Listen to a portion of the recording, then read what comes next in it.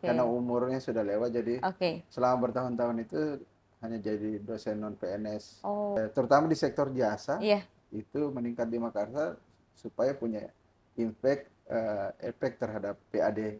Oke. Dan itu ini tahun ini kami Komisi B itu bikin PAD inisiatif untuk perbaiki atau merevisi Perda Parkir.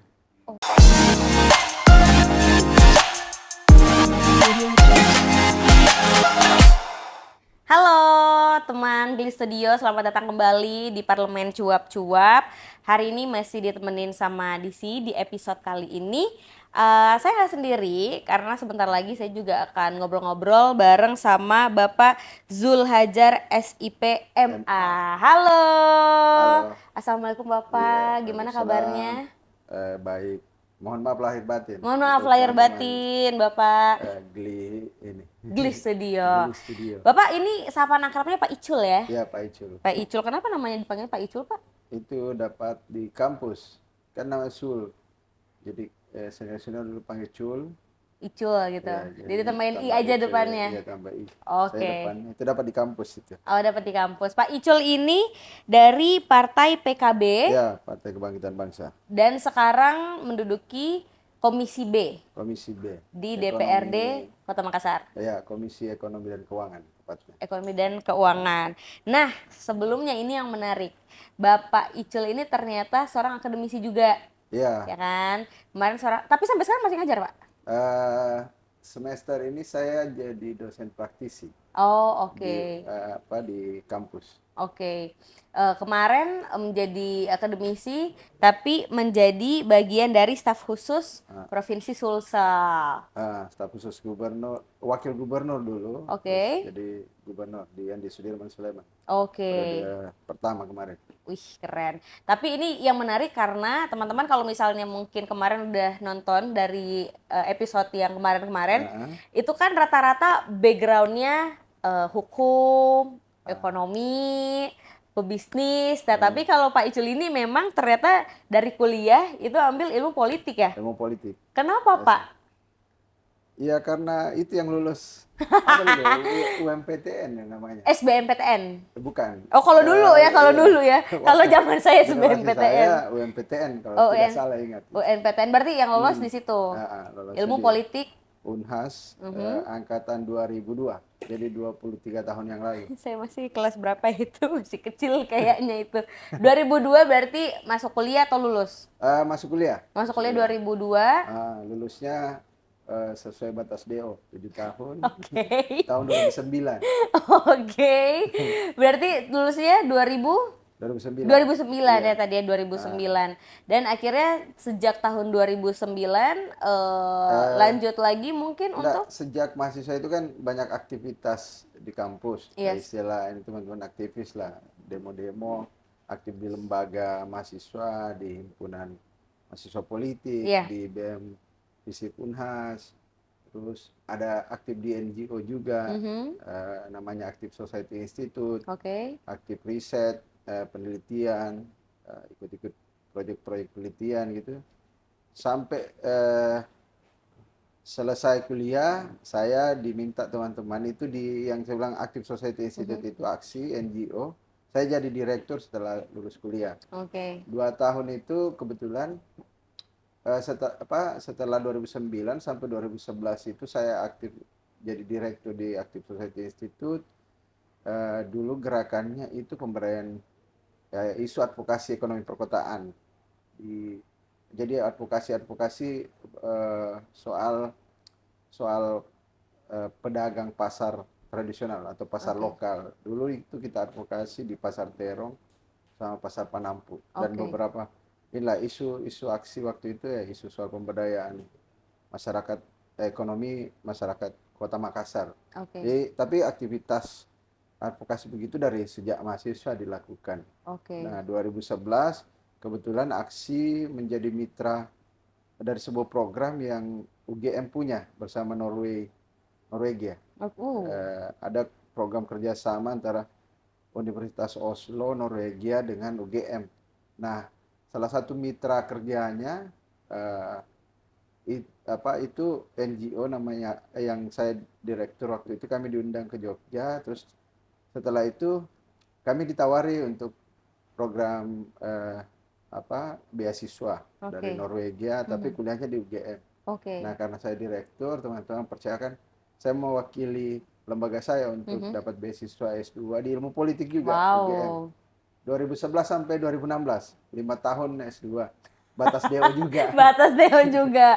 Memang pokoknya kita push my limit gitu ya Pak ya. Ah, Pokoknya sampai batasnya kita akan ke situ ya, aja. Pokoknya sebelum di DO kita ah, udah lulus aja gitu ya Pak ya. iya, iya, iya, iya. Berarti itu 2000? 2000, ya 2 tahun dia direktur, 2009 selesai kuliah, dia langsung jadi direktur. 2011 lulus untuk program beasiswa di UGM Iya, itu sampai 2016. sampai 2016, 2016. tapi 2000 ada jeda setahun itu saya di Kalimantan. Oke. Jadi manajer program soal pemberdayaan masyarakat desa di pedalaman Kalimantan, di Oh, oke. kampung-kampung Dayak waktu itu. Mhm. Itu program soal isu ekologis, isu lingkungan. Oke. Nah, kembali selesaikan 2016, kembali selesaikan tesis saya di UGM. Habis itu diajak masuk kuliah Oh, berarti kemarin sempat break dulu ya Pak ya? sebenarnya kan itu tinggal penyelesaian tesis, jadi Oh, orang oke. bisa kemana saja waktu Iya, itu. iya, iya, iya, iya. 2016 selesai, diajak gabung di staf pengajar di ilmu politik UNHAS. Oke. Eh, Sambil ngajar itu 2018 habis pilkada gubernur kan, Mhm. pilgub, kebetulan Andi Sudirman ngajak jadi staf khususnya Oh, oke. di Pemprov sampai beliau jadi gubernur tahun Mhm. 2021? 2021 sampai selesai dari Oke. staf khusus wakil gubernur sampai jadi staf khusus gubernur. Oke. Setelah itu kepikiran untuk maju jadi anggota legislatif di Kota Makassar. Akhirnya Jadilah sekarang. kejadiannya kayak gini. Waduh, kejadiannya begitu cepat. Ah, Tapi kenapa Pak memutuskan untuk pengen ikutan ya, menjadi calon ya anggota banyak legislatif? banyak yang pertanyakan sih, karena Iya.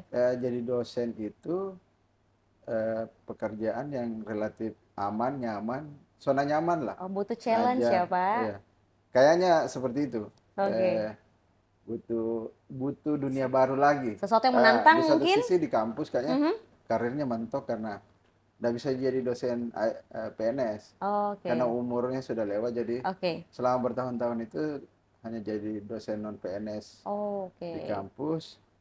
eh, Kayaknya dunia baru lebih menantang untuk Iya, ini. Apalagi 5 tahun jadi staf khusus itu refleksinya, oh ternyata kalau orang jadi politisi juga bisa banyak sumbangsi untuk orang lain, berbuat betul. banyak bagi orang lain.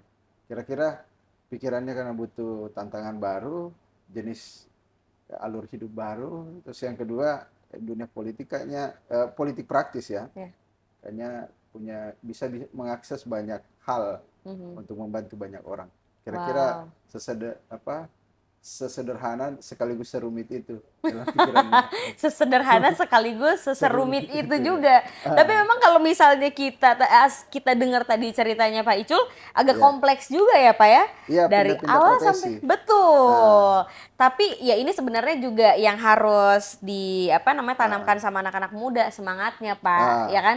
Jangan karena terbatas umur jadi ah, akhirnya ngestak di zona nyaman. benar, Nah, Pak benar. Icul ini akhirnya Co- mendobrak sesuatu gitu Coba kan ya. tantangan baru lah. Coba tantangan baru itu dia. Sampai akhirnya sekarang duduk di salah satu kursi DPRD Kota Ah, Makassar Alhamdulillah. di Komisi B Di Komisi B, sekarang, Pak. Ekonomi Keuangan. Jadi di Komisi B itu urusannya sebenarnya indikator kesuksesan kami di komisi itu soal PAD Makassar naik atau tidak. Oke. Penghasilan asli daerah. Jadi tugas DPR Komisi B mendorong supaya sekaligus melakukan pengawasan terhadap PAD. Jadi Oke. kami bawahi OPD-OPD atau dinas-dinas yang terkait dengan upaya pergerakan ekonomi Oke.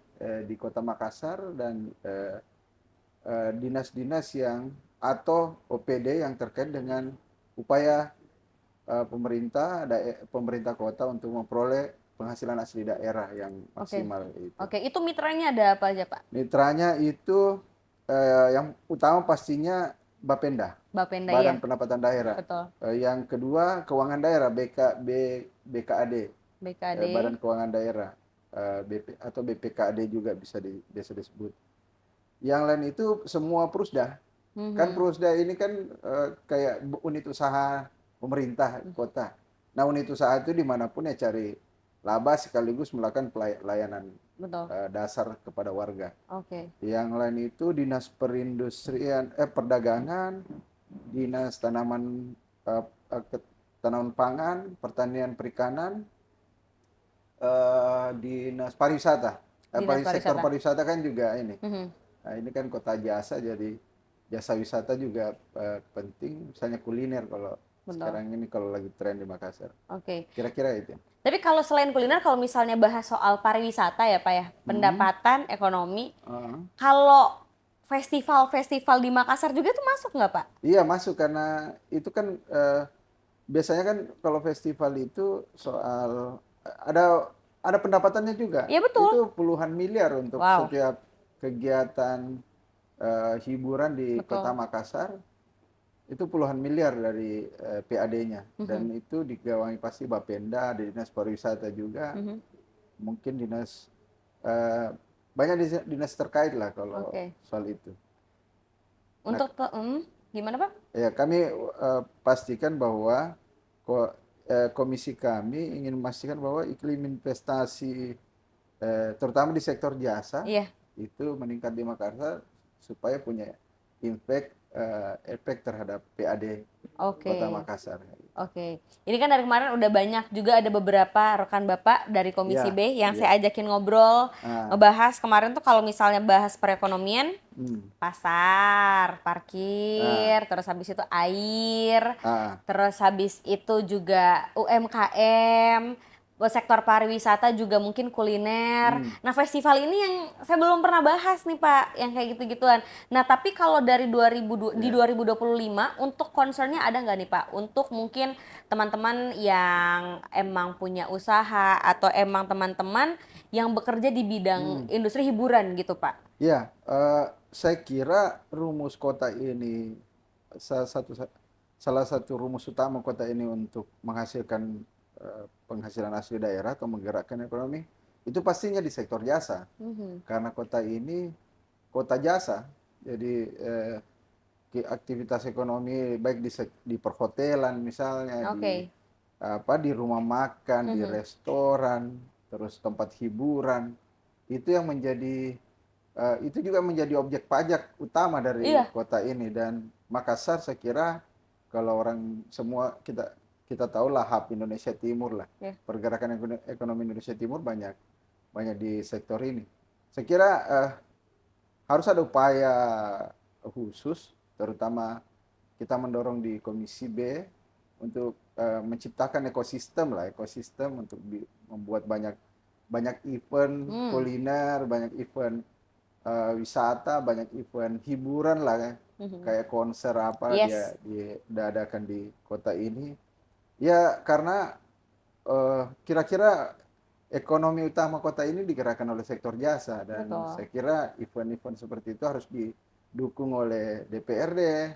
DPRD harus mendorong ke Pak Wali Kota untuk terutama Pak Wali Kota baru dengan semangat Betul. kreatif hubnya misalnya Yes. Pak Wali mau bikin, dan saya kira semangatnya ketemulah Iya. Pak Wali Kota baru misalnya kan juga orang yang sebelumnya karirnya pernah terlibat di apa di event organizer, Betul. Industri bahkan hiburan dia gitu ya. setahu saya penyiar Senior radio saya itu misalnya kebetulan di di Prambors ya, iya. di Prambors. Jadi tahulah industri tahulah dunia Hiburan ini seperti dan apa? industri ini. Kita Mhm. berharap ada ada upaya bersama lah Iya. antara kolaborasi legislatif eksekutif, Mhm. terutama ada kebijakan khusus untuk mendorong sektor jasa ini Oke. bergerak. Makin banyak event makin bagus untuk kota ini, Oke. supaya makin banyak yang datang berkunjung berbelanja di kota Betul. Makassar, nginap di kota Makassar. Betul. Akhirnya impactnya ya ke semua orang datang makan belanja dan nginap di hotel, kan semua sektor ekonominya akan hidup lah sebagai Betul, kota betul. jasa, Betul. dan perdagangan akan Betul. Tapi berarti event festival di Makassar itu menjadi salah satu concern dari Komisi B juga di tahun ini. Mendorong ya kayak dinas pariwisata mendorong inilah yang memang masih ini adalah kalender event pemerintah kota belum jadi panduan utama untuk orang datang berkunjung. Oh, Saya oke. melihat seperti itu ya. Kemarin waktu pengawasan juga kita mendorong dinas pariwisata untuk sudah ada kalender event tapi belum menjadi panduan utama bagi orang yang mau datang atau Oke. berkunjung ke kota ini. Saya kira itu salah satunya soal diseminasi informasi tentang event-event yang akan berlangsung di Iya. kota ini, sekaligus mendorong banyak pihak. eh, Kemarin sempat saya bilang misalnya di Makassar ada event tahunan namanya Makassar International Writer Festival Oke. MWF. Ada event seperti itu dari teman-teman yang concern di isu kebudayaan, Iya. soal isu eh, apa isu literasi misalnya. Saya kira itu yang harus diajak kolaborasi oleh pemerintah kota ke pihak-pihak atau teman-teman yang bergerak di sektor itu. Jadi kolaborasi banyak hal lah dari di aktor-aktor di luar negara lah Iya. yang harus pemerintah ajak. Ayo kita gagas apa ini, event apa? Mhm. Ada Rockin Celebes misalnya, Betul. itu makin harus ini menjadi event yang Ditunggu-tunggu dan ya tahunan yang dan ditunggu benar. menghadirkan banyak orang bukan hanya dari Betul. kota ini tapi dari kota lain hadir. Betul betul. Berarti promosi ya juga ya, Pak Iya, ya? promosi wisata, Promosi wisata. promosi kuliner, Mhm. promosi event, kayak gitu. Wow, ini menarik sih karena kebetulan apa namanya, saya juga mungkin bekerjanya di bidang Hmm, seperti itu banyak teman-teman juga mungkin yang hmm. menyuarakan dan harapannya sih ya Ya, emang bener-bener kita terus didukung gitu ya, ya Pak ya dari apa namanya bapak-bapak ibu-ibu di DPRD hmm, terus habis itu dinas pariwisata karena bermitra juga ya kan ya ah, butuh dukungan iya, kayak iya, iya. gitu Pak. Tapi selain itu selain pariwisata mungkin yang menjadi concernnya kira-kira apa lagi Pak? Eh, yang lain itu, ini tahun ini kami Komisi B itu bikin perda inisiatif untuk perbaiki atau merevisi perda parkir. Oke. Ini untuk optimalisasi PAD dari sektor perparkiran karena perda yang ada saat ini tak sejak 2006 atau 2008 Iya. perdanya. Jadi dianggap mungkin kurang relevan lagi setelah 20 tahun, hampir 20 tahun perda ini berlaku, kurang relevan lagi melihat perkembangan kota. Misalnya kayak gini, potensinya di Makassar itu tercatat kurang lebih 2 juta kendaraan. Oke. 2 juta kendaraan dan kita tahu eh, apa 1.500.000 kira-kira motor, mobilnya ada 400 Banyak ya, Pak. sampai hampir 500.000 lah. Betul. Nah, selama ini kami menganggap bahwa sektor perparkiran ini di tengah banyaknya masyarakat yang mengeluh soal eh, layanan parkir yang eh, terjadi di banyak tempat, tapi ini tidak maksimal menghasilkan PAD bagi Kota Makassar. Kemarin itu kalau tidak salah 21 miliar dari 2 juta Wow. kendaraan. Nah, kami menganggap itu belum maksimal Ya. untuk menjadi PAD dan gagas itu. Yang lain, eh, kita juga lagi mendiskusikan soal PAD di sektor lain, ya, rumah makan, restoran. Karena kita tahu bahwa setiap rumah makan, restoran di Kota Makassar itu memungut langsung 10% pajak dari setiap yang kita konsumsi, makan minumnya. Ya. Nah, menurut kami berusaha mendorong upaya bagi OPD terkait memaksimalkan PAD di sektor ini. Karena Oke. kota ini hidup dari aktivitas ekonomi kuliner dan Betul. lain-lain yang saya jelaskan di awal Betul, betul, tadi. betul. Banyak sektor subsektor Ah, subsektor yang sebenarnya bisa ah, ah, menjadi sumber pendapatan juga iya. dari situ ya, Pak ya. Sekarang ini kan kemarin itu PAD Makassar 1,7 dari pendapatan asli. Ini untuk 2025 dari 2024 itu kita dorong naik menjadi 2,1 target. Oke, itu untuk Target parkir, Pak. bukan semua Oh, semuanya. Oke. penghasilan asli daerah kita dorong naik menjadi 2,1 triliun. Oke. Dari sekarang kan 5,7 kalau nggak salah Mhm. APBD Kota Makassar. Oke. PAD-nya kemarin 2024 1,7 kita dorong lewat asumsi APBD 2025 itu targetnya 2,1 triliun. Oke, naik ya Pak ya. Iya, supaya layanan arahnya supaya kalau banyak uang kan layanan dasar warga juga bisa dipenuhi. Betul. Misalnya Cover infrastruktur dengan baik ya, dasar. iya. Kemarin luapan air karena curah hujan Hujan. di pegunungan tinggi dari arah Goa, dari arah Maros. Ini mampetnya saluran-saluran air itu kan infrastruktur dasar yang butuh dibiayai oleh anggaran. Makanya kita ingin mendorong pemerintah kota untuk maksimalkan APBD, EPAD supaya infrastruktur dasar layanan seperti banjir kemarin harusnya perbaikan drainase dan gorong-gorong itu, yang lain sekolah dan fasilitas kesehatan ditingkatkan. Oke. Kira-kira gitu.